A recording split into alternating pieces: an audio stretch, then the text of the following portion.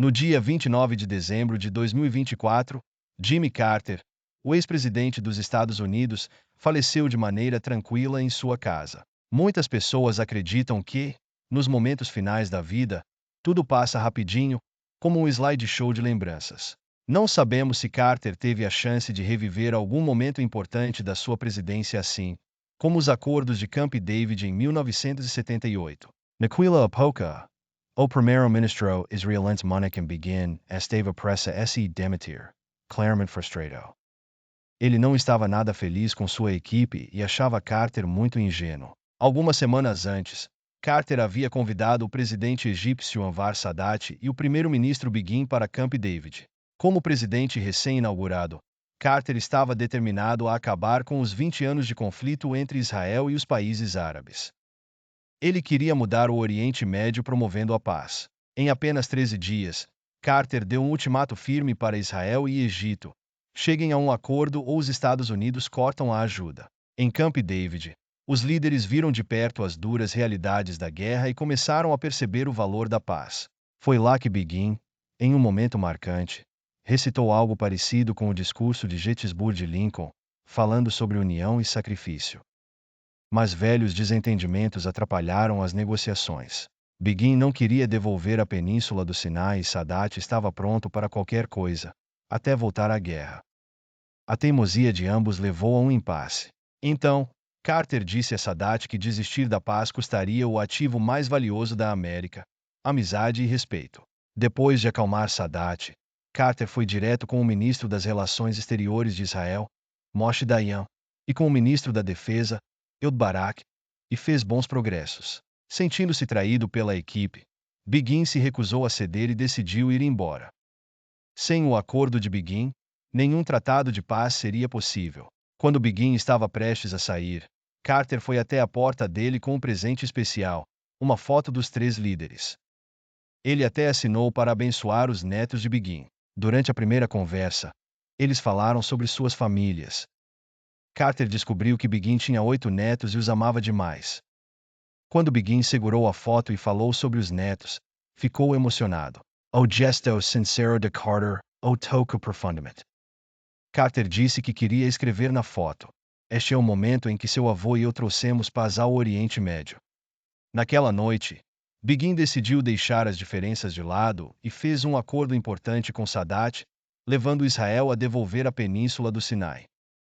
Naquele período, a imagem global dos Estados Unidos estava em baixa. A Guerra do Vietnã havia afetado a economia americana e o sistema de Bretton Woods estava se desfazendo. Quando Carter assumiu o cargo, percebeu que, com a União Soviética ficando mais poderosa, os Estados Unidos precisavam se fortalecer. Então, ele aumentou o orçamento de defesa e começou a adquirir novas armas, como bombardeiros furtivos e mísseis modernos.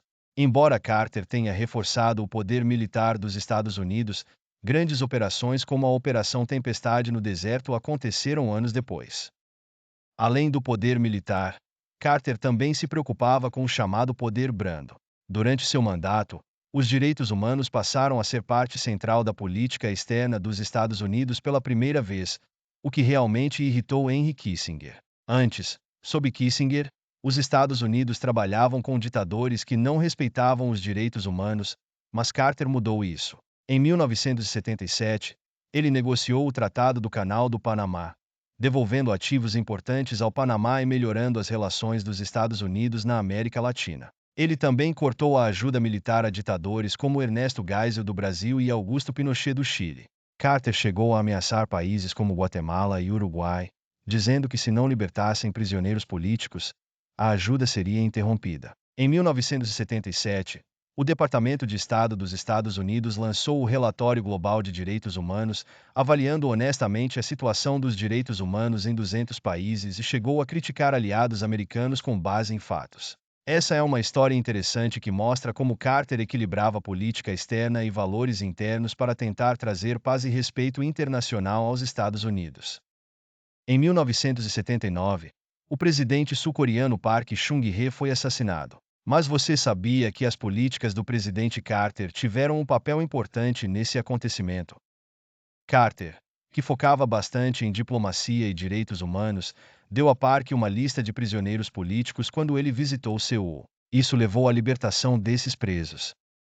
Park esteve no poder por 20 anos e durante esse tempo, a Coreia do Sul cresceu rapidinho. Chegou até a dizer para os Estados Unidos: os Estados Unidos não precisam se preocupar com os direitos humanos da Coreia do Sul, vocês devem resolver os seus próprios problemas. Essa frase aumentou as tensões internas na Coreia e acabou contribuindo para o assassinato de Park.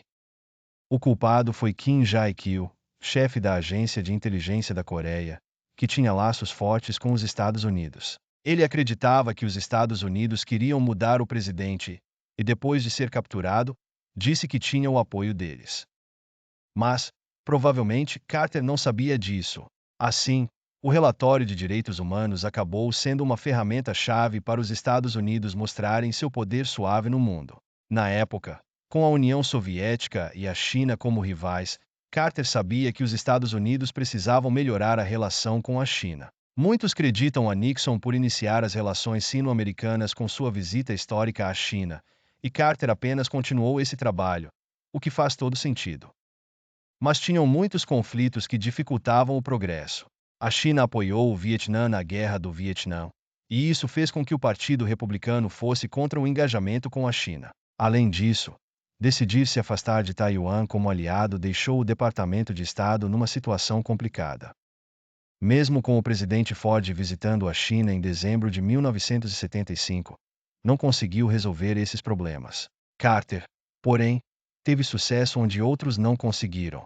Ele liderou as negociações para estabelecer relações diplomáticas com a China pessoalmente e orientou os enviados americanos a seguir a política de uma única China para normalizar as relações. Também promoveu a Lei de Relações com Taiwan, fortaleceu os laços não oficiais com Taiwan e prometeu ajudar Taiwan a se defender, se preciso. Basicamente, Carter preparou o terreno para a atual agenda de direitos humanos e a política em relação a Taiwan, que os políticos americanos seguem hoje. Hoje em dia, muita gente vê Carter como um dos líderes americanos menos eficazes, gerando muito debate sobre seu legado. Seus esforços pessoais simplesmente não mudaram o panorama geral. Então veio a Revolução Islâmica no Irã. Iranienses irritados invadiram a embaixada dos Estados Unidos em Teherã, causando a crise dos reféns. Carter decidiu lançar uma missão de resgate, a Operação Águia Garrapata, mas deu errado quando um helicóptero caiu no deserto, matando 8 militares americanos e fazendo a missão falhar. Depois disso, Carter recuou de outras opções militares e continuou buscando soluções diplomáticas. Por isso, Carter é visto como bem-intencionado, mas meio inepto. Durante toda a sua presidência, ele focou na diplomacia, acreditando que a guerra só complicaria mais as coisas para os Estados Unidos. Hoje, dá para ver que ele estava certo. A guerra do Iraque acabou se tornando um conflito longo para os Estados Unidos. Na crise dos reféns, o público americano não entendia bem os obstáculos. Eles só viam os reféns sofrendo em Teherã e achavam que Carter não estava fazendo o suficiente por não usar força militar. Mas, na real, a administração Carter estava trabalhando muito para libertar os reféns, enfrentando grandes desafios. Um grande problema era que, enquanto as famílias queriam desesperadamente que seus entes voltassem, tinha uma eleição presidencial chegando. Ronald Reagan, concorrente de Carter, junto com William Casey, que depois virou diretor da CIA, elaboraram planos para ajudar Reagan a ganhar. Eles estavam preocupados que ações do governo pudessem atrapalhar os esforços de resgate. Além disso, algumas famílias poderosas com fortes laços com o Irã estavam envolvidas em negócios financeiros complicados, o que poderia ter afetado indiretamente as políticas da administração. Antes da Revolução, muitos bancos tinham grandes empréstimos e depósitos ligados ao Irã, afetando as relações diplomáticas. Num momento crítico, enquanto a equipe de Carter negociava com o Irã, apoiadores de Reagan mandaram enviados especiais para conversar com líderes iranianos. Eles sugeriram manter os reféns presos até depois da eleição para impedir que Carter fosse reeleito, enquanto Reagan traria propostas diferentes. O ex-presidente iraniano, Abollah Hassan-Banizadeh, depois disse que houve discussões para atrasar a libertação dos reféns até depois da eleição, para que Carter perdesse a corrida. Assim, Os reféns foram libertados no dia em que Reagan assumiu o cargo, em 20 de janeiro de 1981, e a administração dele tomou medidas que realmente mudaram as relações entre Estados Unidos e Irã. Sabe, muitas vezes quando dizem que Carter não fez nada durante a crise dos reféns, esquecem de considerar todos os obstáculos que ele enfrentou dentro e fora do governo tentando resgatá-los. Depois de deixar a Casa Branca, Carter não aceitou aquelas ofertas para ganhar milhões com palestras. Em entrevistas, ele disse que não queria lucrar com sua presidência por dinheiro, mesmo que achasse que outros não estavam errados em fazer isso. Em vez disso, preferiu não enriquecer dessa maneira. Na aposentadoria, Carter escreveu 33 livros sobre temas variados, desde guerra até marcenaria, o que lhe rendeu uma boa grana. Ele até foi indicado a 3 prêmios Grammy pelas gravações de áudio de seus livros. Talvez por ter visto tanta corrupção em Washington, Carter teve relações bem tensas com outros presidentes. Na Conferência das Nações Unidas de 1990 sobre a Guerra do Golfo, o governo de George H.W. Bush queria a aprovação da ONU para enfrentar o Iraque. Carter continuou fazendo lobby com os membros permanentes do Conselho de Segurança, como o Reino Unido e a França, para se opor à postura dos Estados Unidos. O então secretário de Defesa, Dick Cheney, e alguns altos funcionários de Bush não curtiram essa estratégia. Em 1993, Carter acusou o presidente Clinton de mandar sua filha Chelsea para uma escola privada em Washington, ao contrário de como ele mandou sua filha Amy para escolas públicas, o que gerou um desentendimento entre eles.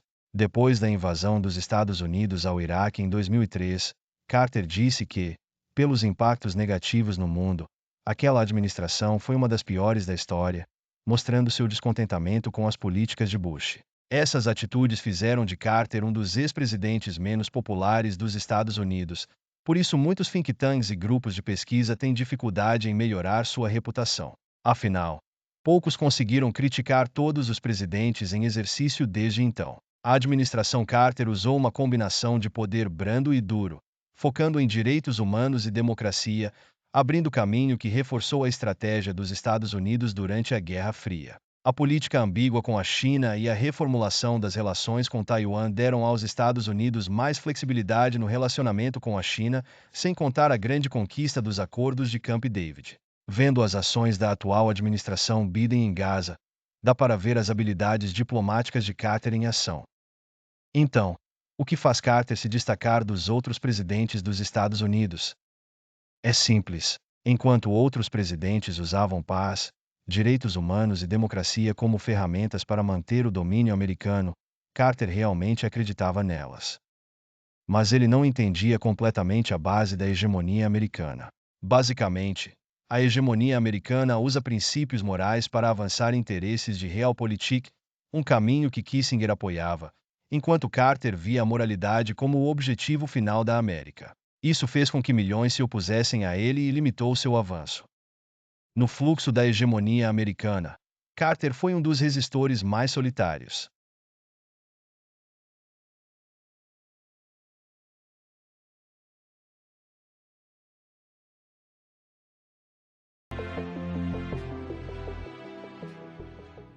Se você gostou deste vídeo, inscreva-se no nosso canal.